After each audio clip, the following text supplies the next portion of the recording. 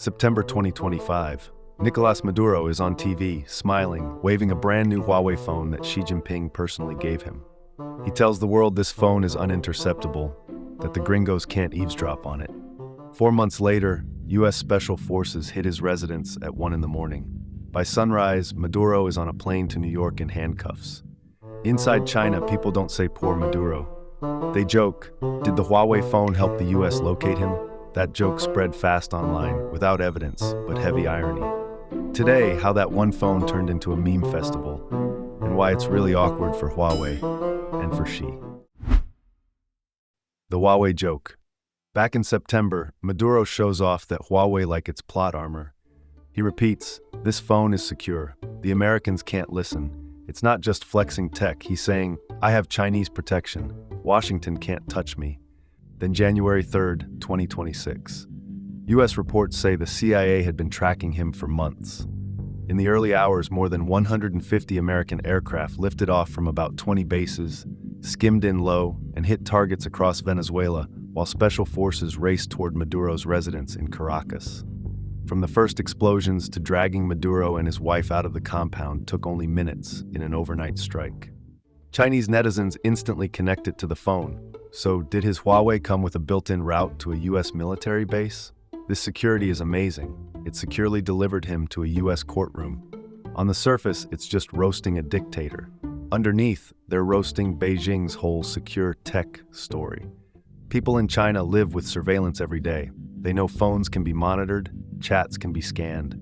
So when a leader says Huawei is uninterceptable, and then he's arrested by the Americans, the real question becomes, if Huawei can't protect a president, what is it actually protecting? State media of this real people. Officially, Beijing is furious. The foreign ministry calls the arrest hegemonic.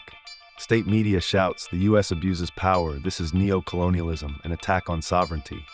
If you stop there, it looks like 1.4 billion people are mourning their Venezuelan buddy. But leave the official apps and the tone flips. Under state posts, you see copy-paste slogans. Down with American hegemony, support Venezuela, oppose interference. Then on other platforms, less controlled threads, you see what people actually say. The Chinese people now have one less old friend. Buy one, get one free, Maduro and Xi.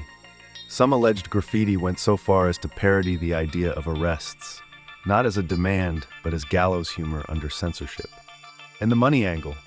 We burned over $100 billion on this guy. Loans, weapons, Huawei, radar.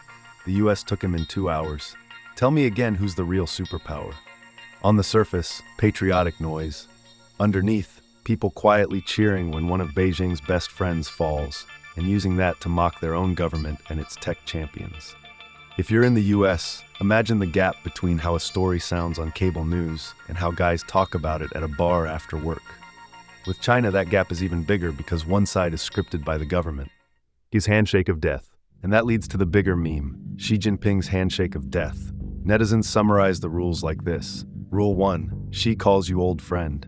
Rule 2, you shake hands, sign partnerships. Rule 3, wait for protests, exile, or handcuffs. Of course, nobody's saying Xi literally caused all this. This is dark humor from people who can't talk openly about politics. Case 1, Maduro.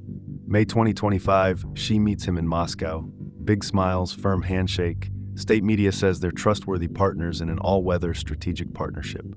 Maduro praises China, wants deeper ties. Less than a year later, he's on trial in New York. Chinese netizens. Xi gave him a Huawei, then a handshake, then he got delivered to the U.S., a complete friendship package. The U.S. should thank Xi for helping locate him. Case 2, Nepal. Prime Minister KP Sharma Oli. Late August 2025, Oli visits China, shakes hands with Xi. Xi talks about long-standing friendship and cooperation. About a week after he returns, massive protests, political crisis, he steps down. Comment: Oli visited China, and then something happened. That something is now shorthand for meet Xi, and your career suddenly goes on hard mode. Case 3, Bangladesh Sheikh Hasina. July 2024, Xi's in Beijing meeting Xi, talking about deeper partnership, more photos, more handshakes. Soon after, student protests explode, the crackdown turns bloody. Hasina resigns, flees to India. Later, a tribunal sentences her to death in absentia.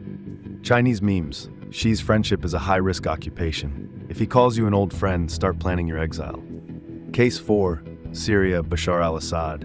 In September 2023, he visited China with his family.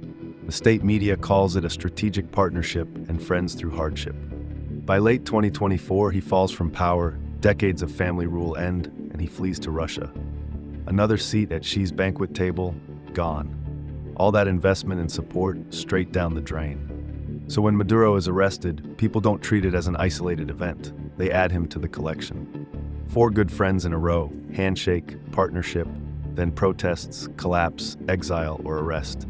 They call it Xi's handshake of death, the bad luck package, and warn, if Xi visits your country, update your resume.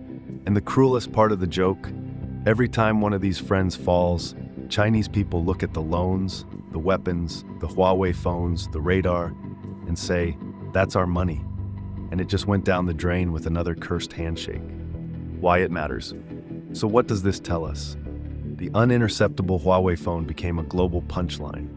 Instead of proving Chinese tech is strong, it reminded everyone the US can still fly in, run a 2-hour raid, and take a president. Beijing tried to turn Maduro into a sovereignty drama. Ordinary Chinese people turned him into meme fuel, against Huawei, against foreign aid, and against Xi's circle of old friends. For Beijing, Maduro's fall is a diplomatic loss. For Chinese netizens, it's a comedy series called Handshake of Death. For Huawei, it's the worst possible product placement. But what do I know? I'm just a panda.